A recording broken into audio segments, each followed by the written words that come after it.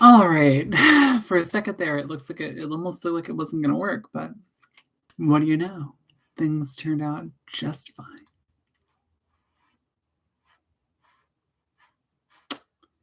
What is that? Cancel. All right.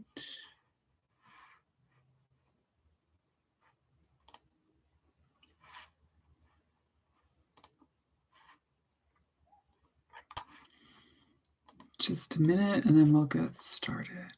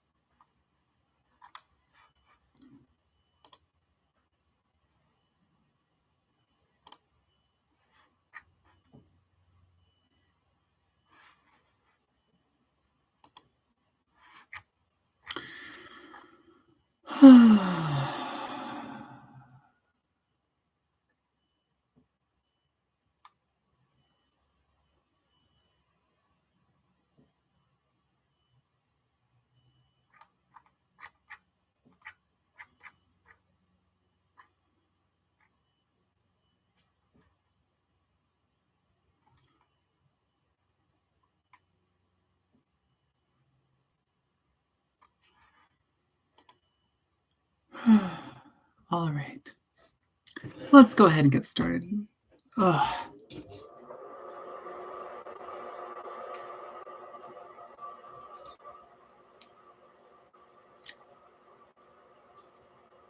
Hold on. I don't need the heat right now. Give me 1 second.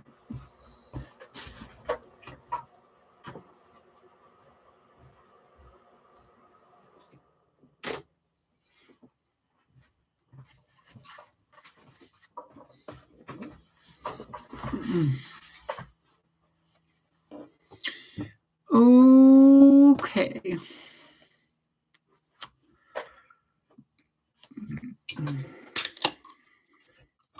Cracking open a nice Spindrift lemon soda water.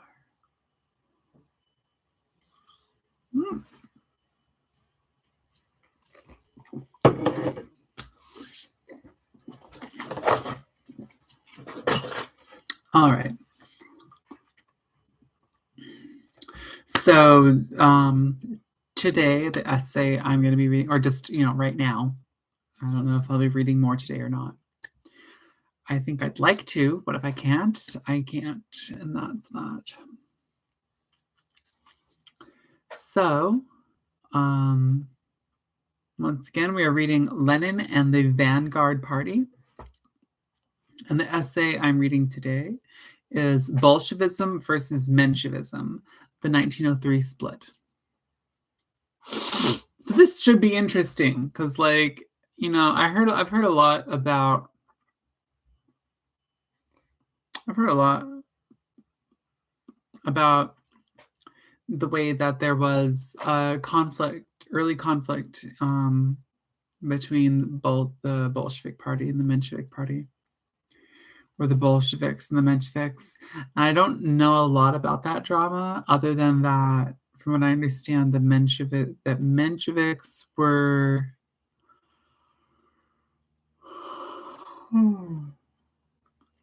Mensheviks were like more liberal, democratic, reformist type mentality, I guess.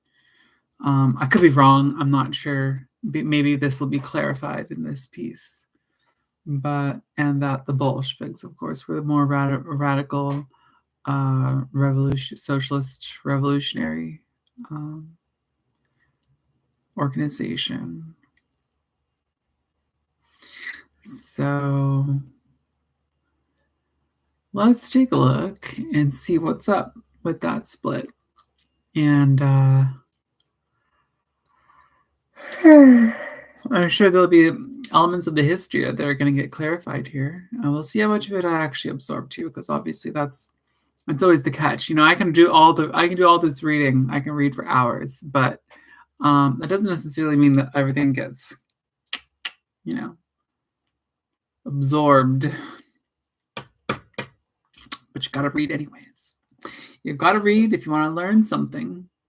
Even if you don't actually learn everything in the process, you still got to try.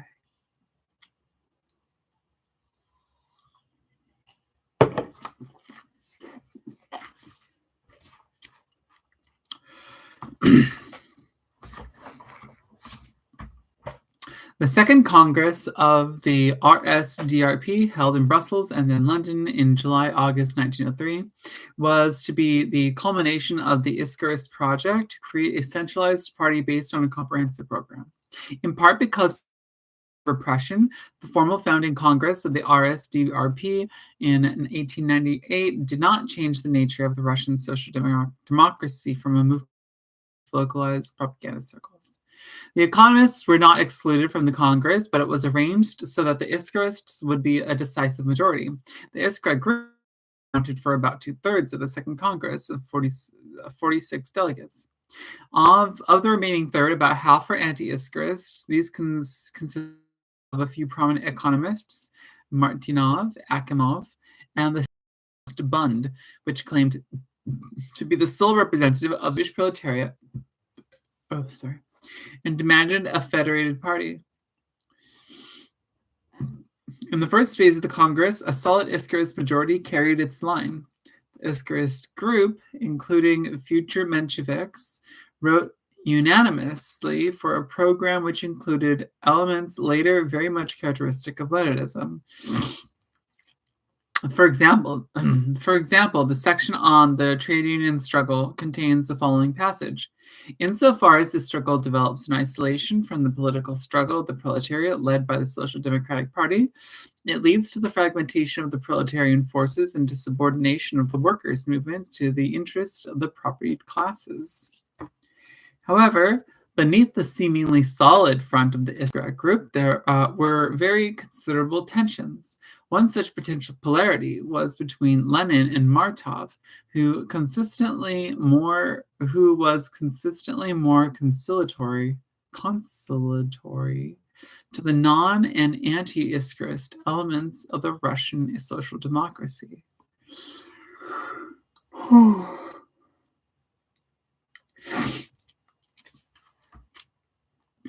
Even before the Congress, Martov was generally known as a soft Iskarist, and Lenin was as a hard. Consequently, those Iskra supporters who favored a greater role of the non-Iskarists in the unitary party looked to Martov as their natural leader. Those wanting the Iskarists to keep a tight control of the party looked to Lenin. The tension between Lenin's hard and Martinov's soft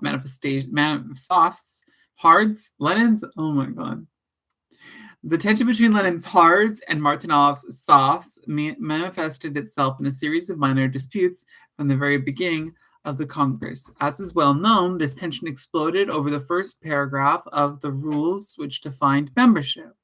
Martov's draft defined a member as one who renders its regular personal assistance under the direction of one of its organizations. Lenin's membership criteria was by personal participation in one of the party's or party organizations. Lenin's narrower different.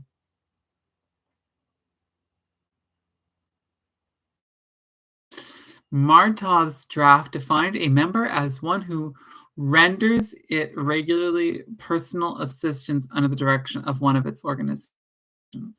Wow, so you could be a member just by helping out the organization? It certainly does seem strange. Lenin's membership criteria was by personal participation in one of the parties. That just seems to make sense to me. Like,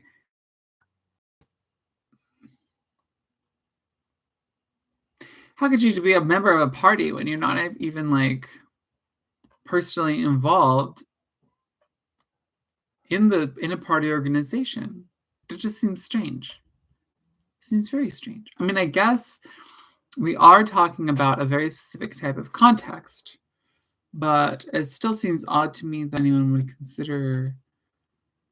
Yeah, Martov's definition seems strange to me regardless. I guess there's reasons why they were thinking about it like that, right?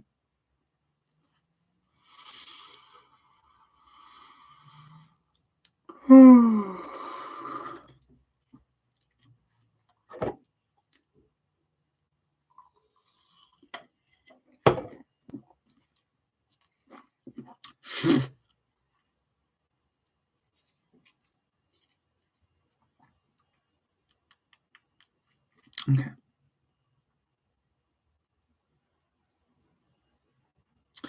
Lenin's narrow definition of membership was motivated by both a general desire to exclude opportunists who were less likely to accept the rigors and dangers of full organizational participation, and by a desire to weed out dilettantes who had been attracted to Russian social democracy precisely because of its loose circle nature.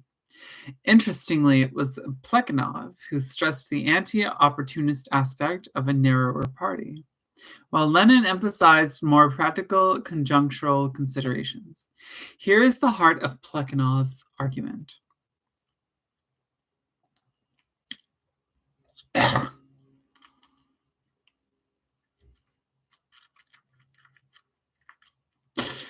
Okay. Many of the intelligentsia will fear to enter, contaminated as they are with bourgeois individualism. But this is all to the good, since those bourgeois individuals usually constitute representatives of all kinds of opportunism. The opponents of opportunism should therefore vote for Lenin's project, which closes the door to its penetration into the party. Lenin argued on somewhat different grounds. Right. The root of the mistake made by those who stand for Martov's formulation is that they not only ignore main evils of our party life, but even sanctify it. The evil is that at a time when political discontent is almost universal, when conditions require our work to be carried out in complete secrecy, and when most of our activities have to be confined to limited secret circles and even to private meetings, it is extremely difficult, almost impossible, in fact, for us to distinguish those who only talk from those who do the work. There is hardly another country in the world where the jumbling of these two categories is as common and as productive of such boundless confusion as in Russia. It would be better if 10 who do the work should not call themselves party. It would be better if 10 who do the work should not call themselves party members than that one who only talks should have the right and opportunity to be a party member. That is the principle which seems to me indisputable and which compels me to fight against Martov. Yeah, I think that's not fair. That's fair. It seems fair to me.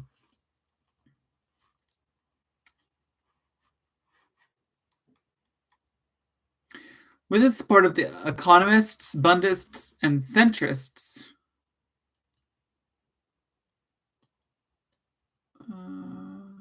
With the support of the economists, Bundists, and centrists, Martov's formulation carried. However, the economists and Bundists soon thereafter quit the Congress when it refused to accept their respective organizational claims. This gave Lenin's Hards a slight majority. The decisive split occurred over the election of the Iskra editorial board. The old editorial board contained 4 Martov softs plus Lenin and Plekhanov. Lenin proposed that the board be reduced to 3, with him and Plekhanov forming a hard majority. This proposal was a highly emotional issue. Hence, the veterans Axelrod and Zaslik were hold on.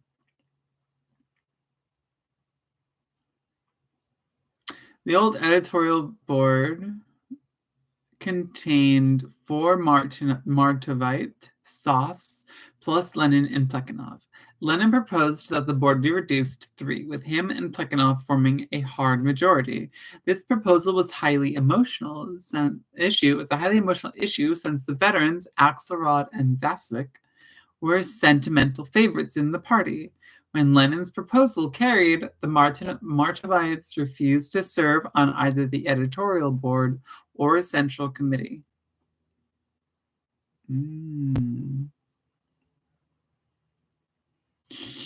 Much acrimonious debate centered on whether Lenin had informed Martynov of his plan to reduce the editorial board before the Congress, whether Martynov agreed, etc. The prehistory of the editorial board fight is unclear because it involved private discussions.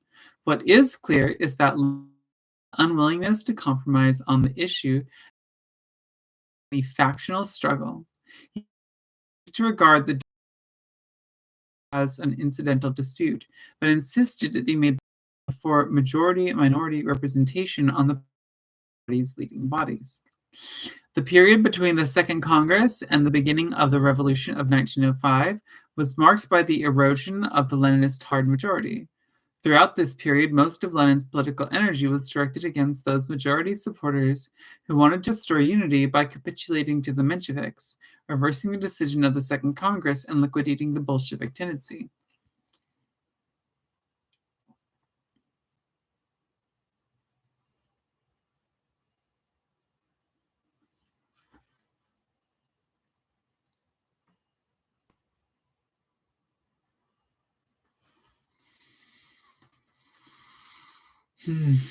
Hold on a second.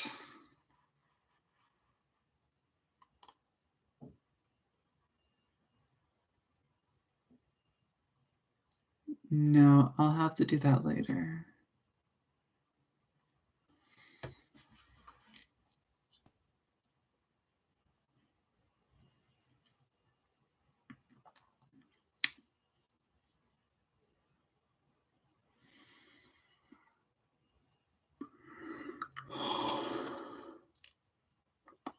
Much acrimonious debate centered on whether Lenin had informed Martynov of his plan to reduce the editorial board before the Congress, whether Martynov agreed, etc.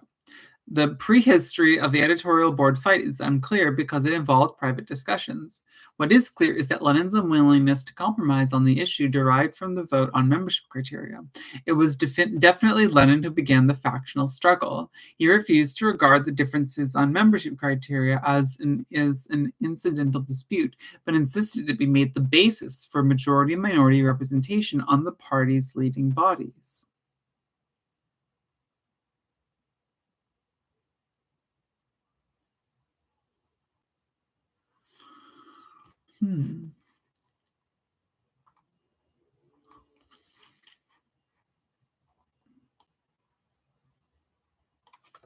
The period between the Second Congress and the beginning of the Revolution of 1905 was marked by the erosion of the Leninist hard majority.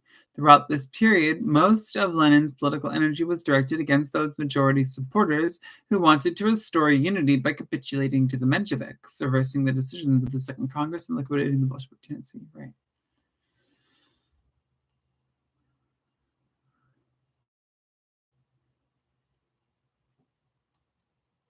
The Mensheviks first counterattacked at a Congress of the Foreign League of Russian Revolutionary Socialists. democracy in October 1903, where they secured a slight majority. When the League refused to recognize the authority of the leading bodies elected at the Second Congress, the Bolsheviks walked out. This finalized the split. While Plekhanov supported the Bolshevik faction, he shrank from a definitive split over what appeared to be a purely organizational rather than principled question. At a Bolshevik caucus meeting in November, he reportedly blurted out, "I cannot fire at my own comrades. Better a bullet in the head than a split." Quoted in Samuel H. Baron Plekhanov, father of Russian Marxism. He thereupon used his authority to co-opt to the Iskra editorial board the four Marchovites from the old board. Lenin resigned in protest. Oh, how terrible. During 1904, the All Bolsheviks Central Committee, which Lenin joined after resigning from the Iskra, followed Plekhanov's course. Lenin, believing that his supporters were stronger among the committee men in Russia than among the more intellectual exile milieu, came out for a new party congress to reestablish his majority and recapture the now Menshevik central organ, Iskra. The Central Committee opposed a new Congress, co-opted three Mensheviks, and effectively expelled Lenin from that body. Oh my.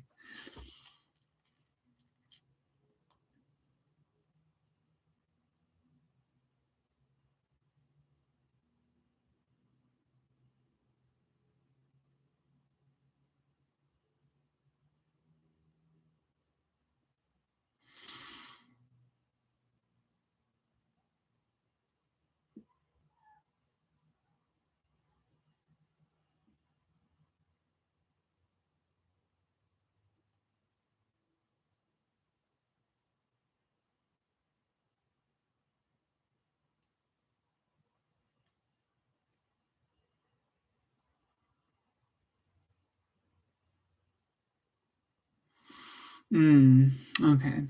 Sorry, I had to reread that for a second for some reason.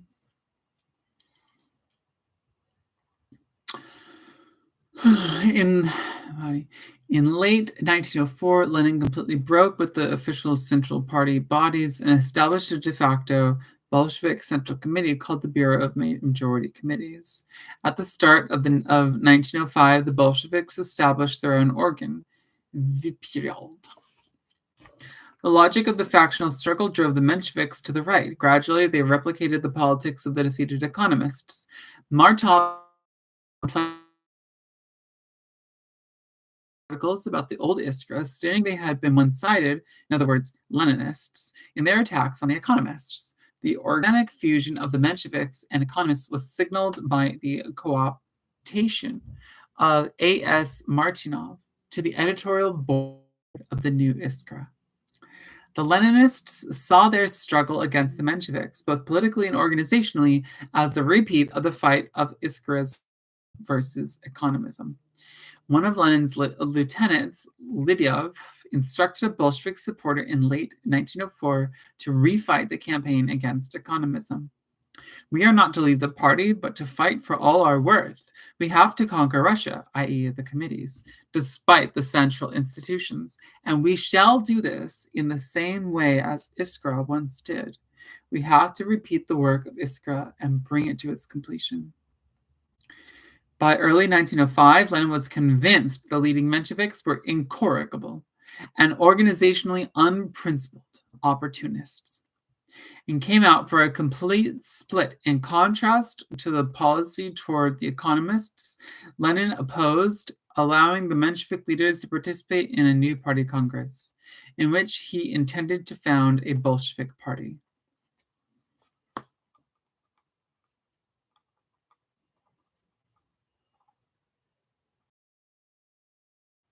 May and should be invited, but to accord them voting status is, repeat, madness. The centers, of course, will not come to our Congress anyway, but why give them another chance to spit in our face? Why this hypocrisy? This game of hide and seek? We bring the split into the open. We call the Vaperiodists to a Congress. We want to organize a Vaperiodist party. We break immediately any and all connections with the disorganizers. And yet we have we having loyalty dined into our ears, or dinned into our ears. We are asked to act as though a joint Congress of Iskra and Viperiod were possible. As Lenin projected, the Mensheviks boycotted the Third All-Bolshevik Congress held in London in April 1905 and convened their own rival gathering. What did Leninism represent in 1904?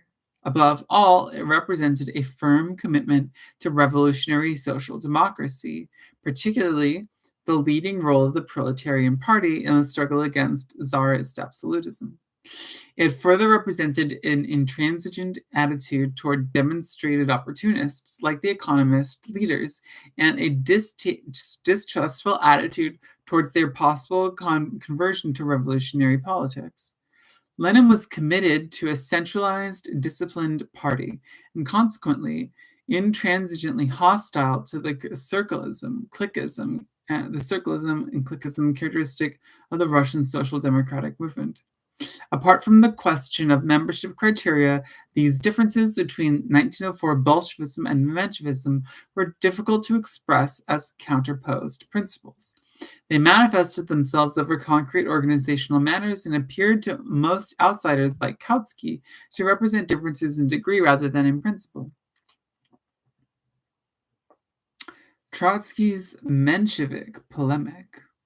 Among the numerous anti-Lenin diatribes in 1903 to 1904, Trotsky's Our Political Tasks was much less significant than those of Axelrod, Plekhanov, and Luxemburg.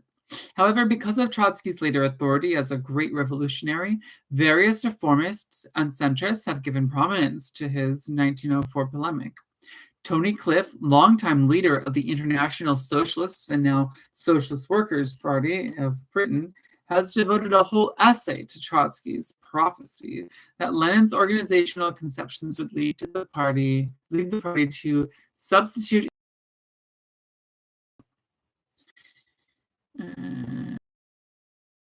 social democrats, claiming that Trotsky foresaw that Leninism must lead to Stalinism, invariably cite the passage.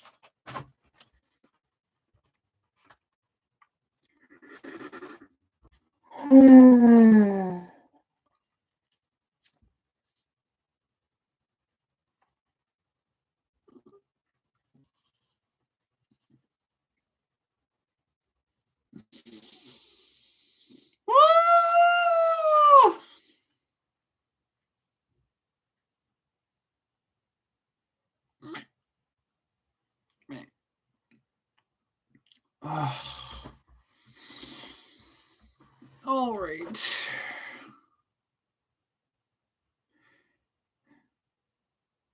Quoting now, I think this is Trotsky.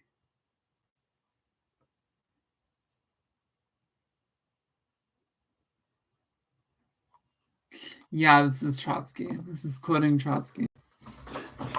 In the internal politics of the party, these Leninist methods, as we will see, lead itself in the Central Committee, replacing the party organization, and finally, a dictator, replacing the Central Committee. Okay, let me read this again. In the internal politics of the party, these Leninist methods, as we will see, lead to the party organization, replacing the party itself, the Central Committee, replacing the party organization, and finally, a dictator replacing the Central Committee. Conversely, the Stalinists have exploited the piece "Our Political Tasks" to argue that Trotsky's hostility to the Soviet bureaucracy was nothing but an expression of unregenerate Menshevism. Apart from a large dose of subjective hostility toward Lenin motivated by a sentimental attachment to the pioneers of Russian Marxism, Trotsky's polemic, like Luxemburg's, is based on an ultra-Kautskyan Kautsky conception of the party question. He sees the tasks of the party as raising the entire class to social democratic consciousness through a lengthy pedagogical process. One method consists of taking over the thinking for the proletariat, i.e., political substitution for the proletariat. The other consists of political education of the proletariat. It's political mobilization to exercise concerted pressure on the will of all political groups and parties. The party is based on the given level of consciousness of the proletariat and intervenes in every great political event with the aim of shifting the line of development in the direction of the interests of the proletariat. And, even more importantly, with the aim of raising the level of consciousness, in order then to base itself on that raised level of consciousness and again use it to further this dual aim. Hold on. The party is based on the given level of consciousness of the proletariat and intervenes in every great political event with the aim of shifting the line of development in the direction of the interests of the proletariat. And even more importantly, with the aim of raising the level of consciousness. So the aim of shifting the line of development in the direction of the interests of the proletariat and the aim of raising the level of consciousness in order then to base itself on that raised level of consciousness and again use it to further this dual aim. Yeah, okay. Trotsky here is strongly influenced by Axelrod, frequently quoted in the polemic, who at this time came out for convening an inclusive non-party workers' congress. This would, in fact, have liquidated the weak fledgling RSDRP. To postpone the revolutionary struggle for power until the entire working class has achieved socialist consciousness is to relegate it to the Greek captains. Under capitalism, the working class, in its overwhelming majority, cannot completely transcend bourgeois ideological influence. The Revolutionary Vanguard Party must lead the mass of active workers in struggle, but among these workers, there are many whose socialist convictions will be partial, inconsistent, and episodic. In his major anti-Menshevik polemic for this period, one step forward, two steps back, Lenin replies succinctly to Axelrod and the Axelrod and Trotsky position. Axelrod/Trotsky position.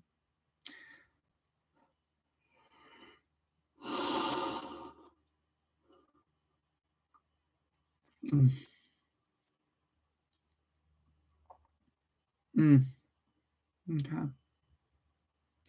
The party as the vanguard, they're quoting Lenin now, right? The party as the vanguard of the working class must not be confused, after all, with the entire class. Comrade Axelrod is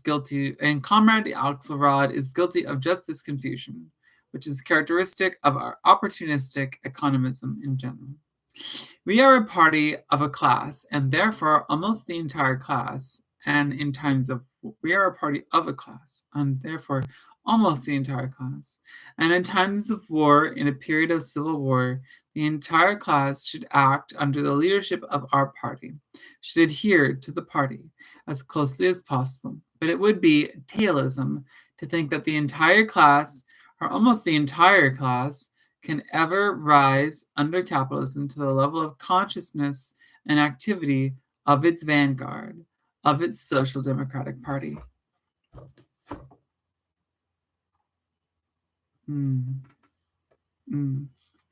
It should be noted that Lenin's formulation of class-party relations here still does not completely break with the Kautskian party of the whole class, since he obviously assumes only a single party based on the proletariat.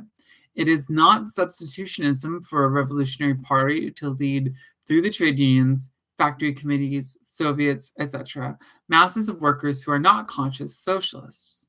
This is precisely the task of the revolutionary vanguard. Substitutionism is when the vanguard engages in military action against the bourgeoisie without the support of the non-party masses.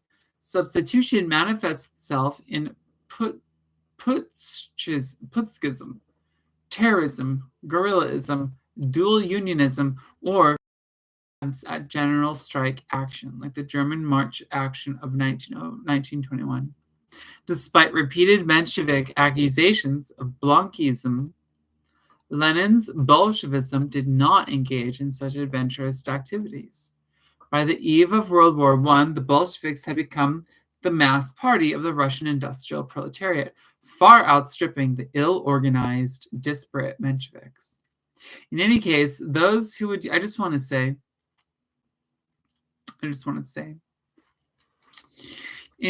I every once in a while like to think about, what if I was involved, in an actual like party struggle for socialism. And all I can say is I should be in a supporting role. I think I would make a terrible leader. Or if I was a leader, I don't even know what kind of leader I would be, because like fundamentally the kind of discipline and like organizational mindset I think required for this kind of stuff is something I am not good at. I would not want someone like me in charge. I don't think. I mean, like, I don't know. When I have been in a position of leadership in like small groups, like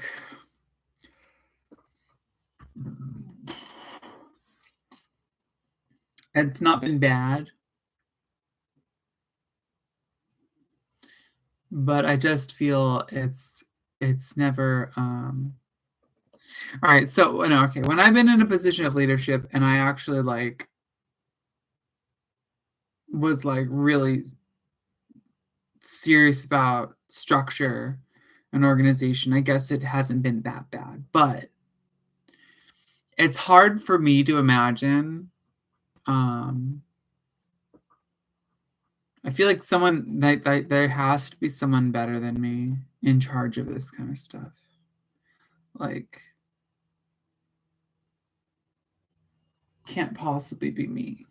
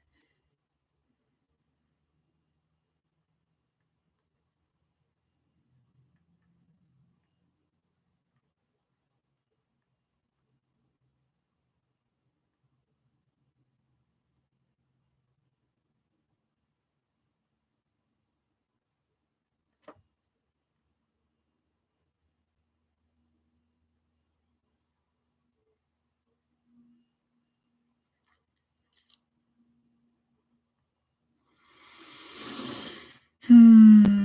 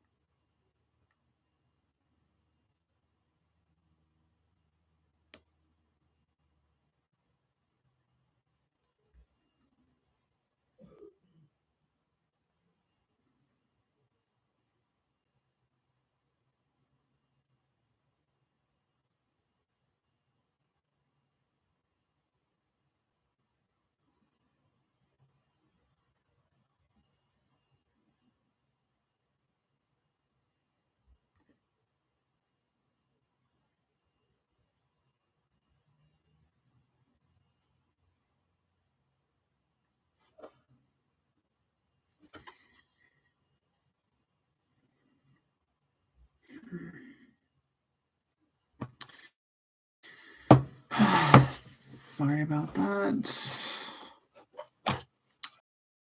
With the use of my time. And I have to deal with the consequences. Oh well.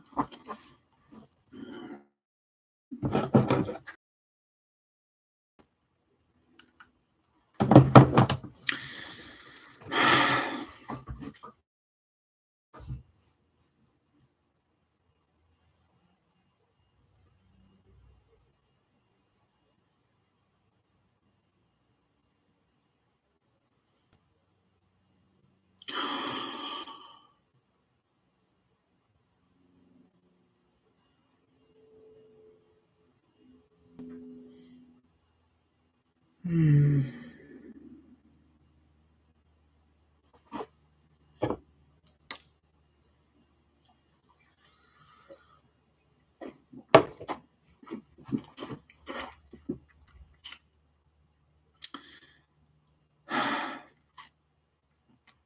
Okay.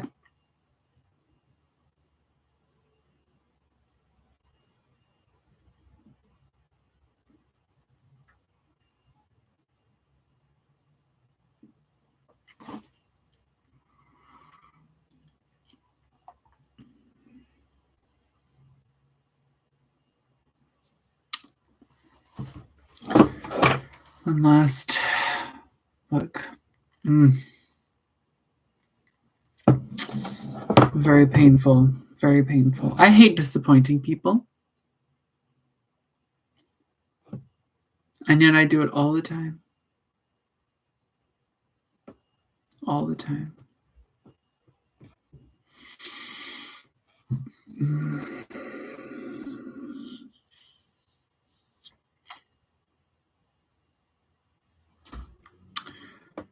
Let's just keep going. Let's just keep going. It is not in substitution for a revolutionary party to lead through the trade unions, factory committees, Soviets, etc., masses of workers who are not conscious socialists. This is precisely the task of the revolutionary vanguard. Substitutionism is when the vanguard engages in military action against the bourgeoisie without the support of the non-party masses. Substitutionism manifests itself in putschism, terrorism, guerrillaism, dual unionism, or minority attempts at general strike action, like the German March action of 1921. Despite repeated Menshevik accusations of Blanquism, Lenin's Bolsheviks did not engage in such adventurous activities. By the eve of World War I, the Bolsheviks had become the mass party of the Russian industrial proletariat, far outstripping the ill-organized, disparate Mensheviks. In any case, those who would use early, early Trotsky's polemic against Leninism must come to terms with Trotsky's own later renunciation and critique of his Menshevik and conciliationist position in those years. In My Life, 1929, he wrote of the 1903 RSDRP Congress,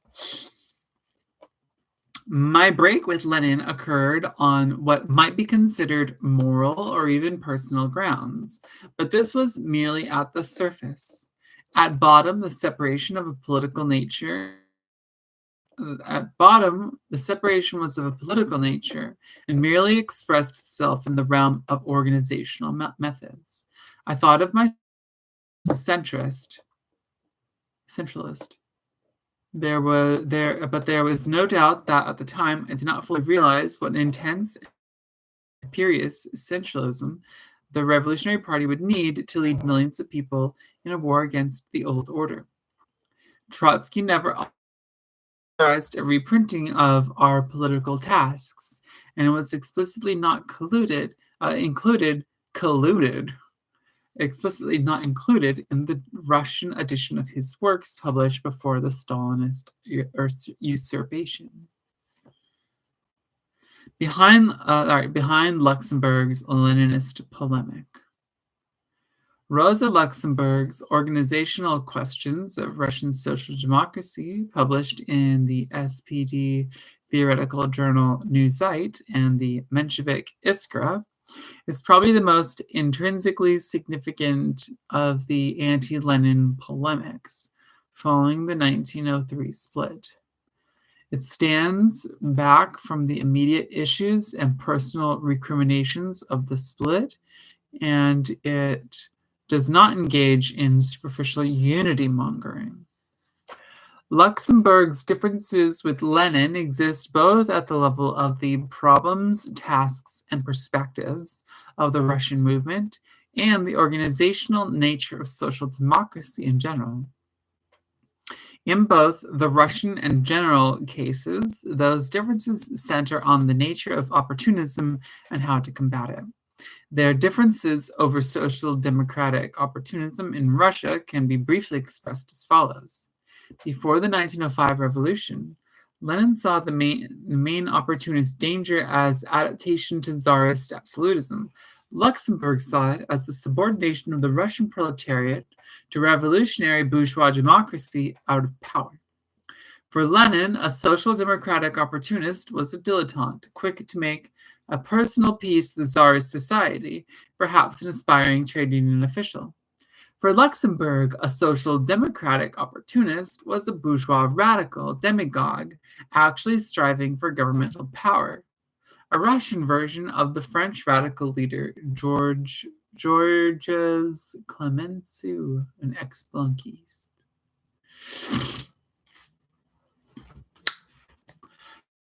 For Lenin, from 1901 through 1904, and for the Iskra tendency as a whole, the main expression of Russian social democratic opportunism was economism, an amalgam of minimalist trade union agitation, passive adaptation to liberal Tsarism, organizational localism, individualistic functioning, and individualistic functioning.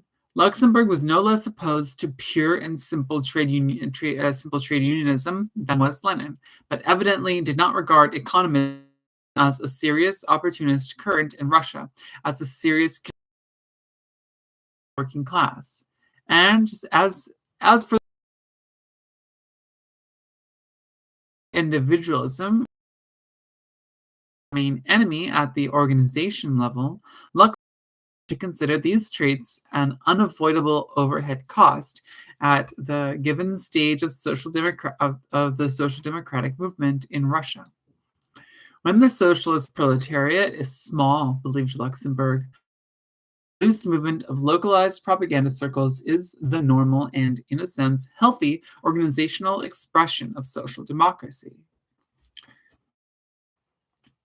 How to effect a transition from the type of organization characteristic of the preparatory stage of the socialist movement, usually feared by disconnected local groups and clubs, with propaganda as a principal activity, to the unity of a large national body suitable for political action over the entire vast territory ruled by the Russian state. That is the very specific problem which the Russian social democracy, has ruled over for some time. Let's read that again.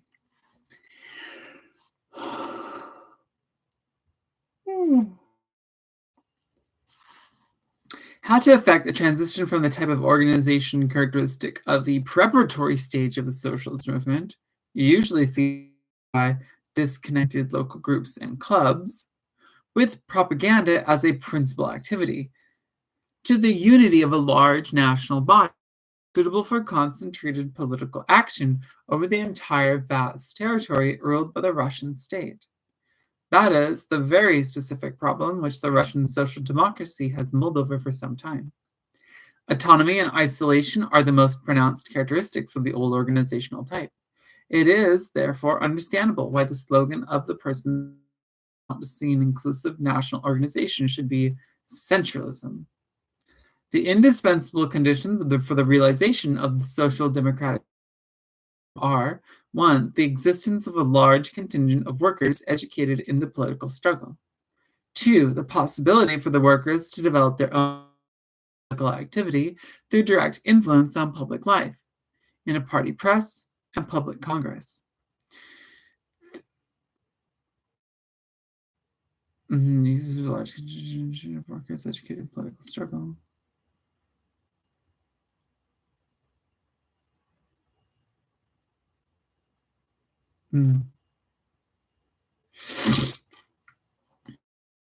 These conditions are not yet fully formed in Russia.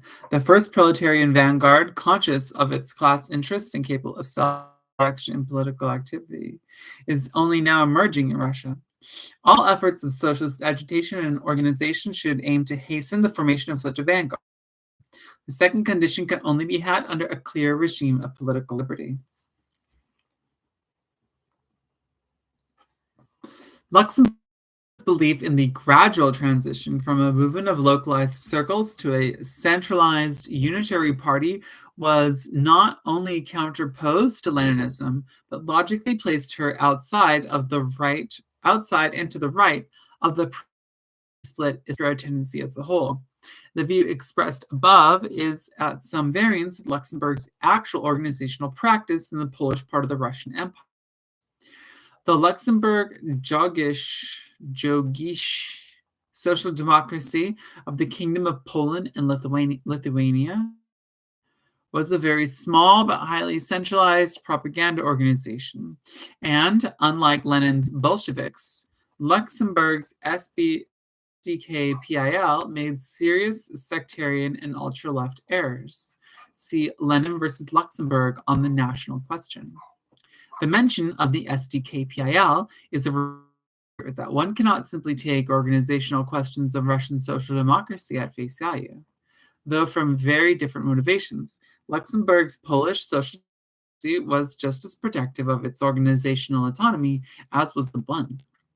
The SDKPIL sent 2 observers to the Second DRP Congress, where they negotiated for broad autonomy within an all-Russian party. Lenin's advocacy for a centralized party of social democrats in the Russian Empire challenged, at least in principle, the highly valued organizational prerogatives of Luxembourg's SDPIL. Luxembourg looked for Russian social democratic opportunism in exactly the opposite direction than did Lenin. Luxembourg feared that the Russian social democratic intelligentsia would give rise to a radical bourgeois party socialist rhetoric, and thus suppress the development of political class consciousness among the Russian proletariat. With this prognosis, Luxembourg saw in Lenin's socialism rather than in Menshevism the most likely source of opportunism, i.e., adaptation to the bourgeoisie. Lenin's insistence on the leading role of social democracy in the struggle against absolutism and on the leading role of professional revolutionaries in the party appeared to Luxembourg, and not only to her, as a characteristic of a bourgeois radical party. In fact, it was common in Menshevik circles in this period to accuse the Leninists of being bourgeois radicals in social democratic clothing. And the leading Menshevik Potrosov, for example, likened the Bolsheviks to Clemenceau's radicals. Luxemburg saw in Lenin's Jacobinism the unconscious desire of radical bourgeois intellectuals to suppress their working class base after overthrowing Tsarism and coming to power. She advocated a broad, loose social democratic movement as a curb on radical bourgeois demagogues a la Clemenceau, the ex-Blanquiste.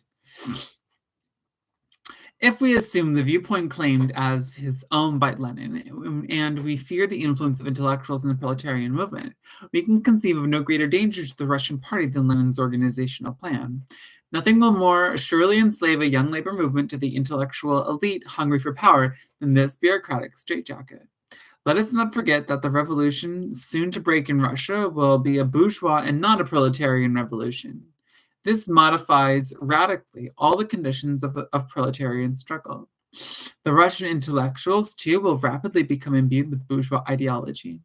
The social democracy is at present the only guide to the Russian proletariat. But on the day after the revolution, we shall see the bourgeoisie and above all, bourgeois intellectuals seek to use the masses as a stepping stone to their domination. The game the bourgeois demagogues will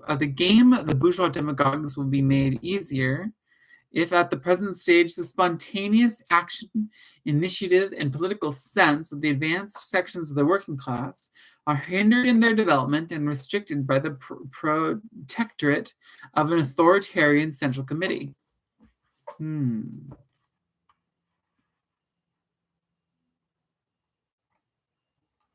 So Luxemburg feared that the Leninists were more interested in like maintaining and establishing kind of a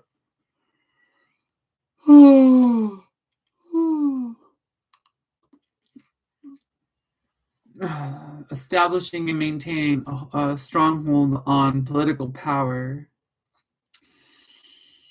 in the establishment of a bourgeois democracy in the wake of the destruction of the Tsarist Russia.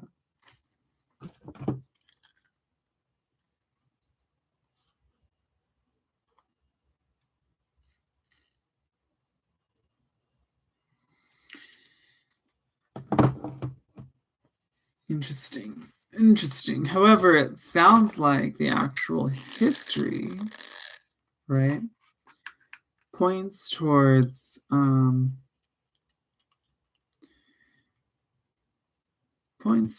the Lenin, towards the Mensheviks being the ones who actually engaged in this. At least I think so, right? Like let's keep going and see what we learn. What we learn.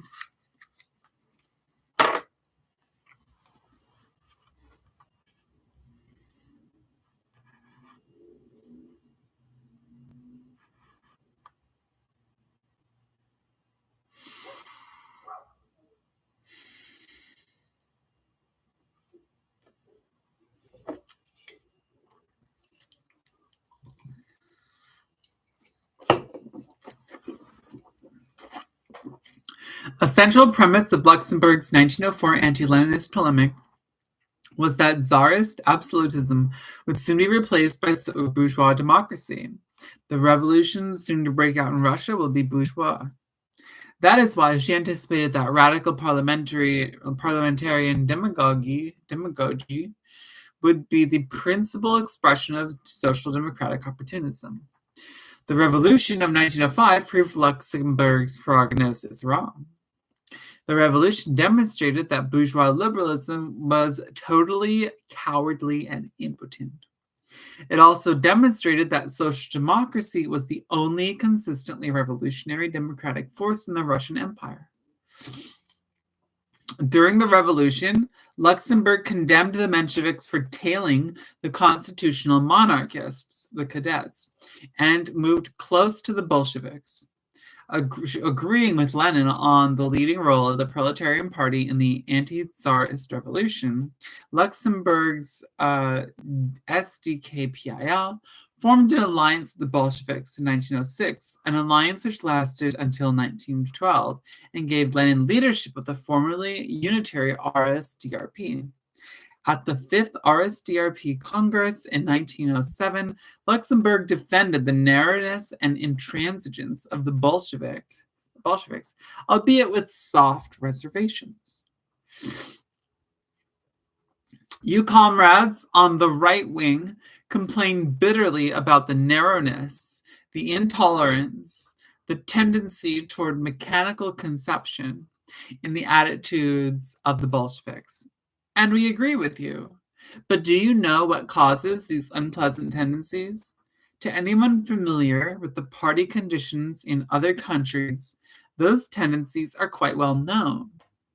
It is the typical attitude of one section of socialism, which has to defend the independent class interests of the proletarian against another equally strong section. Rigidity is the form adopted by social democracy at one end, when the other tends to turn into formless jelly, unable to maintain any consistent course under the pressure of events.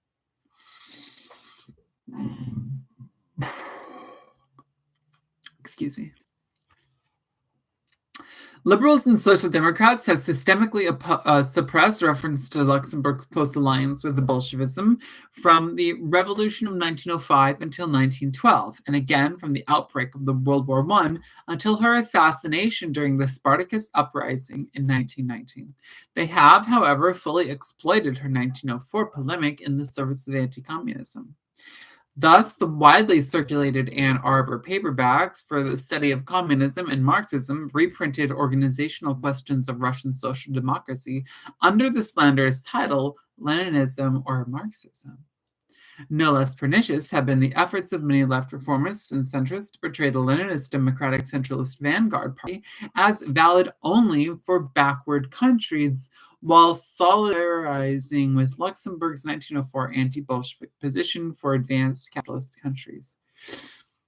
We have already noted that this was exactly the position of the reformist workerist Tony Cliff before hard Leninism became fashionable among radical youth in the late 1960s.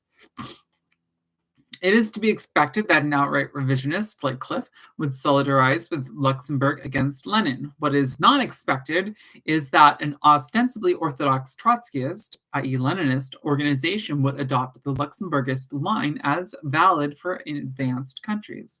Yet this is just what the French organization Communiste Internationaliste does. In an introduction to a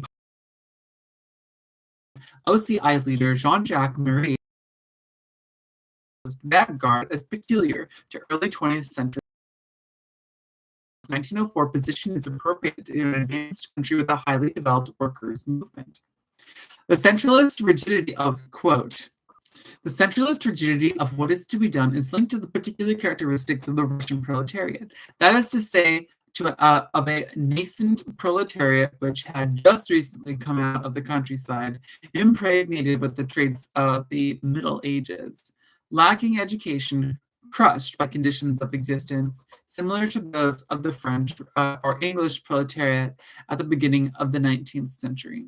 The role of the revolutionary intelligentsia as a factor of organization and consciousness, such as Lenin depicted it, is thus proportional to the degree of relative backwardness of a proletariat legally deprived of any form of trade union or political organization.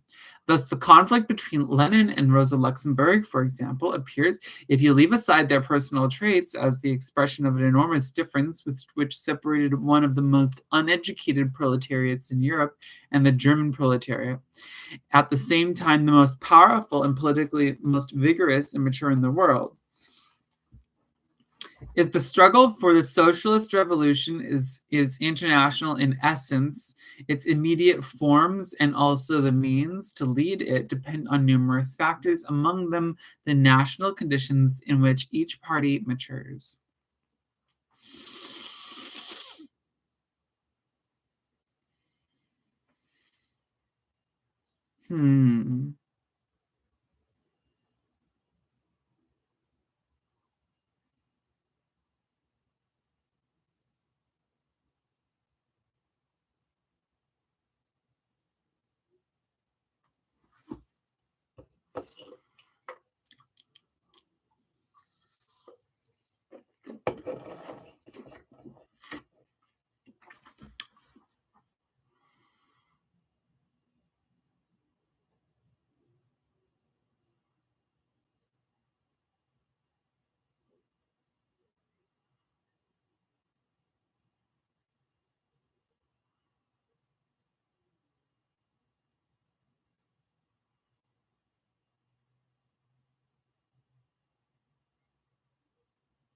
Mm.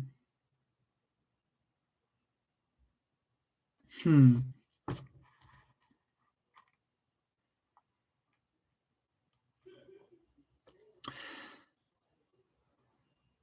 The viewpoint which J. Marie here attributes to Luxemburg is so diametrically opposed to her actual position, it is hard to believe he has ever read Organizational Questions of Russian Social Democracy. As we have seen, Luxemburg's opposition to Leninist essentialism for Russia was predicated precisely on an underdevelopment of the proletarian movement. In 1904, Luxemburg was a centralizer and disciplinarian in the German party because the revisionist right was formerly a minority. And this is explicitly stated in Organizational Questions of Russian Social Democracy. Quote, the social democracy must enclose the tumult of the non-proletarian Protestants against the existing society within the bounds of the revolutionary action of the proletariat. This is only possible if the social democracy already contains a strong, politically educated proletarian nucleus, class conscious enough to be able, as up till now in Germany, pull along in its tow the declassed and petty bourgeois elements that join the party. In that case, greater strictness in the application of the principle of centralization and more severe discipline, specifically formulated in party bylaws, may be an safeguard against the opportunist danger. That is how the revolutionary socialist movement in France defended itself against the Jarist confusion. A modification of the constitution of the German social democracy in the direction that would be very timely and that would be a very timely measure. In that direction would be very.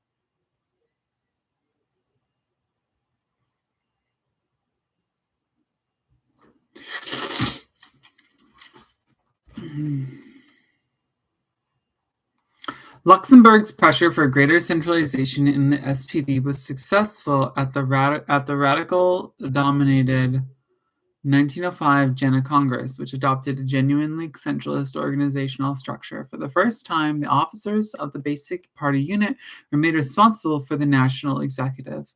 Later on, of course, the SPD's famous centralized apparatus was used to suppress the revolutionary left led by Rosa Luxemburg.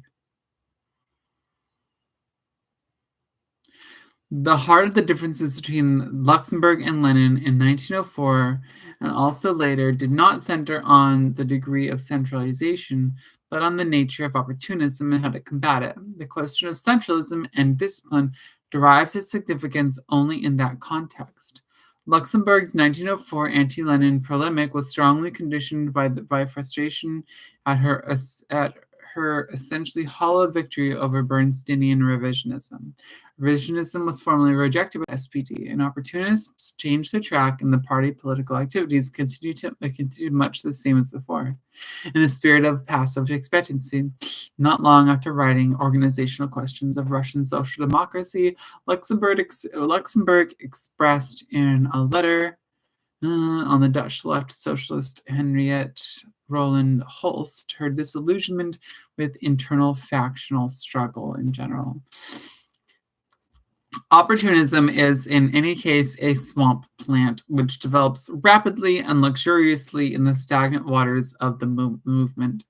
In a swift running stream, it will die of itself. Here in Germany, a forward motion is an urgent burning need, and only the fewest realize it. Some fritter away their energy in petty disputes with the opportunists, and others believe that the automatic mechanical increase in numbers is progress in itself. Luxemburg's belief that an upsurge of militant class struggle would naturally dispel the opportunist forces in the SPD proved very wrong. In 1905 and again in 1910, a rising line of mass agitation against restricted suffrage was effectively suppressed in the initiative of trade union bureaucracy. In 1910, Newsite, under Kautsky's editorship, even refused to publish Luxemburg's article advocating a general strike. In concluding organizational questions of Russian social democracy, Luxemburg develops the theory of the inevitability of opportunism and even opportunist phrases in a social democratic party, attempts to preserve the party against opportunism through internal organizational means will, she contends, only reduce the party to a sect. Herein lies Luxemburg's fundamental difference with Lenin in 1904 and later. It follows that this movement can best advance by betwixt and between the two dangers of which it is constantly threatened. One is the loss of its mass character, the other, the abandonment of its goal. One is the danger of sinking back to the condition of a sect, the other, the danger of becoming a movement of social reform. That is why it is illusory and contrary to historic experience to hope to fix, once and for always, the direction of the revolutionary socialist struggle with the aid of formal means which are expected to secure the labor movement against all possibilities of opportunist digression. Marx's theory offers a reliable instrument enabling us to recognize and combat typical manifestations of opportunism, but the socialist movement is a mass movement. Its perils are not the insidious machinations of individuals and groups. They arise out of unavoidable social conditions. We cannot secure ourselves in advance against all possibilities of opportunist deviation. Such dangers can be overcome only by the movement itself, certainly with the aid of Marxist theory, but only after the dangers in question have taken tangible form in practice. Looked at from this angle, opportunism appears to be a product and an inevitable phase of the historic development of the labor movement, due to attempts by semi-syndicalists and ultra-leftist communists, council communists, due to the attempts by semi-syndicalists and ultra-left communist elements, e.g. council communists, to claim Rosa Luxemburg as one of their own, it is often ignored that her polemic against Lenin on the organizational question was rooted in orthodox social democratic concepts. The above quoted passage is ultra-Kautskian in identifying the Social Democratic Party with the entire labor movement. From the premise of Kautsky's party of the whole class, Luxemburg's logic is unassailable.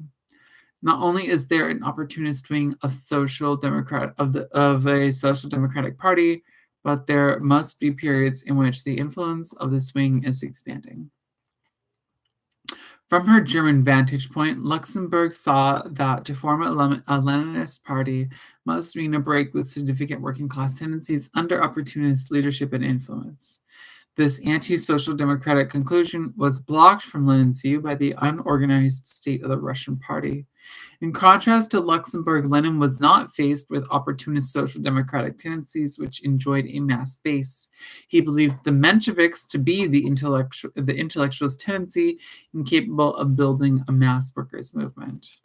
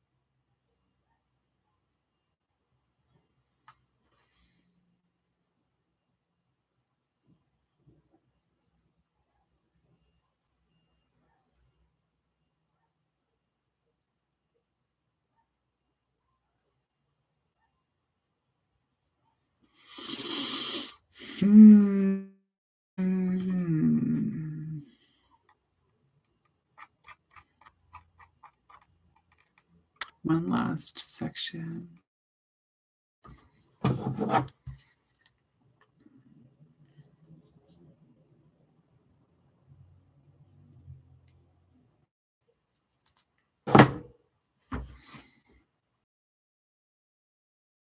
Kautsky, Bebel intervened to restore unity.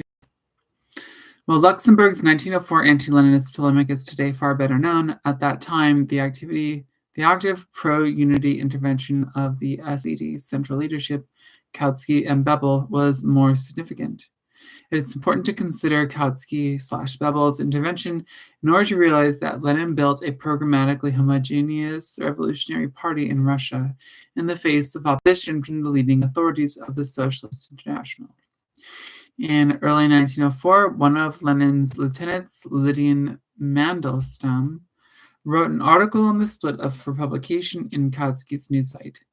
Kautsky refused to publish it, and his reply to Lydian in mid-May 1904, in his earliest written statement on the split, he found the split entirely unjustified and profoundly irresponsible. He was so astute, and he was also astute enough to recognize that it was Lenin's intransigence on the organizational question which perpetuated the split.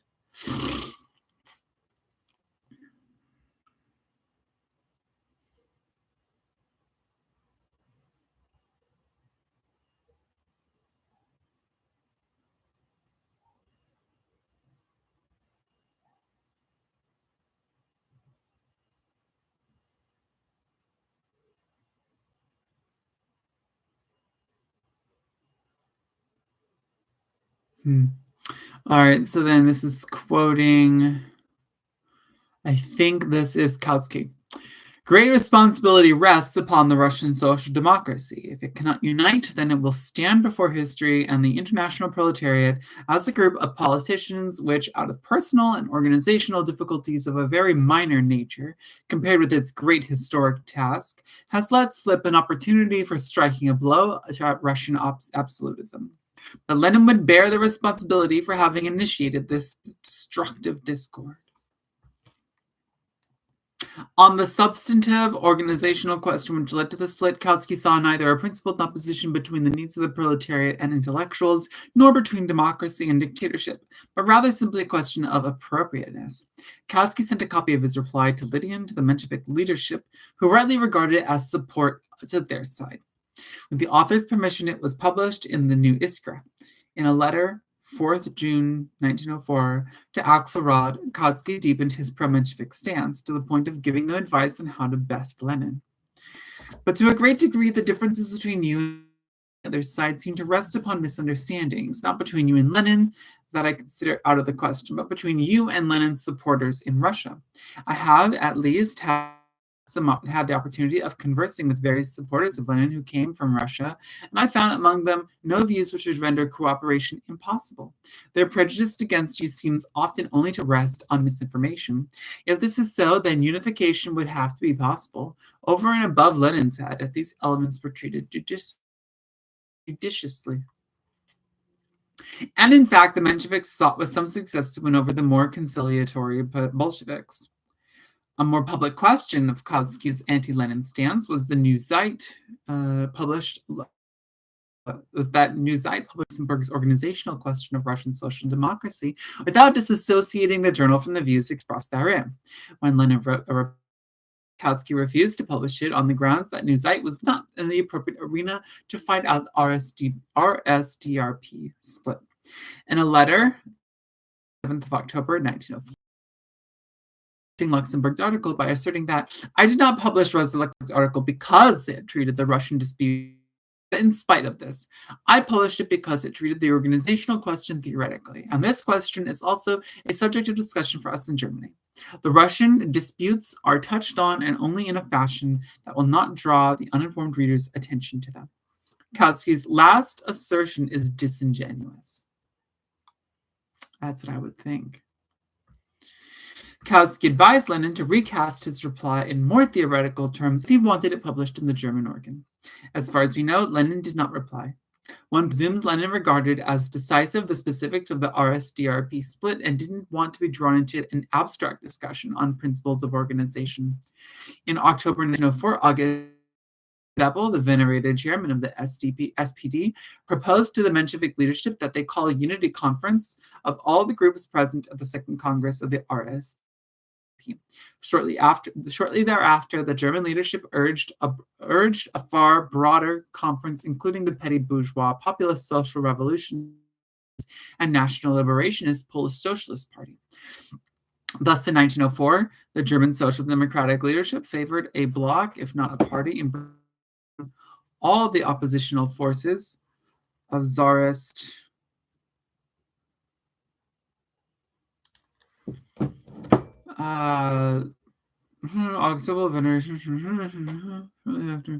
German leadership urged a far broader conference, including thus, in 1904, the German Social Democratic leadership favored a bloc, if not a party, embracing all the oppositional forces in the Tsarist Empire to the left of the bourgeois liberals. The Mensheviks rejected such a broad unity as opportunist. This was an early indication that the Martovites were not, as Lenin mistakenly believed, to the right of the SPD central leadership. Kautsky believed that the Mensheviks were as desirous of restoring unity as he was, but the Mensheviks' pro-unity stance was in part a pose for foreign consumption. In theory, committed to a broad, inclusive party, the Menshevik leadership did not want to be in the same organization with Lenin's Hards. In response to Bebel's proposal, they agreed to call a unity conference inviting the Bund, Luxembourg, SDKPIL, and some smaller social democratic groups. They refused to invite the Leninists. By this time, Lenin had lost the formal leadership of the RSDRP and had set up the Bureau of Majority Committees. Kautsky now criticized the Menshevik leaders as irresponsible splitters.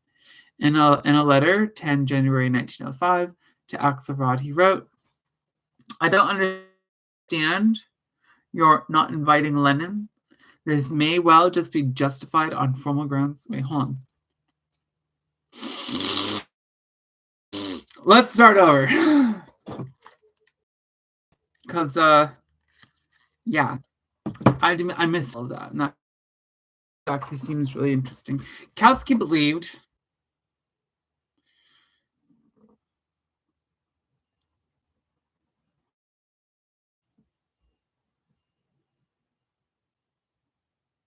the Mensheviks rejected such broad unity.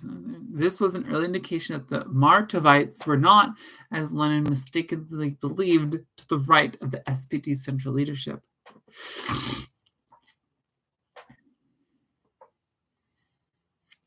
Kautsky believed that the Mensheviks were as desirous of restoring unity as he was.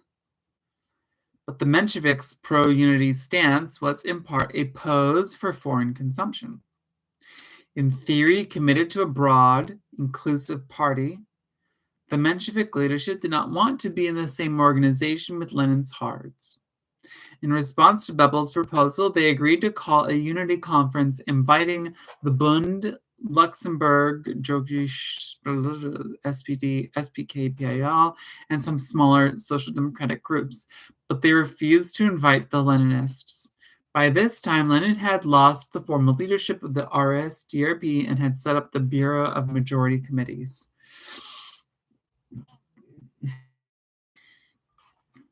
Kautsky now criticized the Menshevik leaders as irresponsible splitters.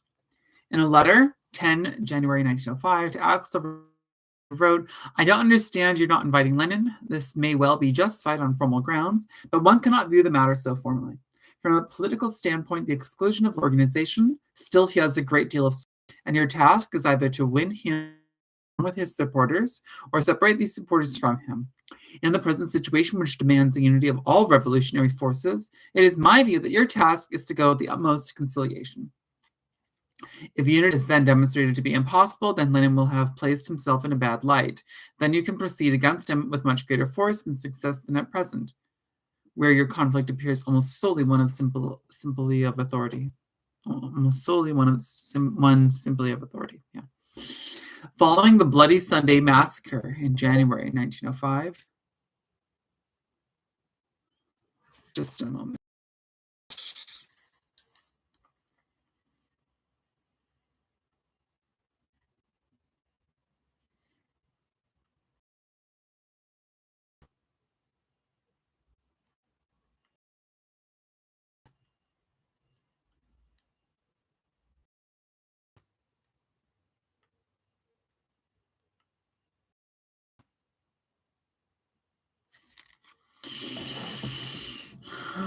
Following the bloody massacre in January 1905, the SPD leadership once again attempted to reunite the Russian Social Democratic movement.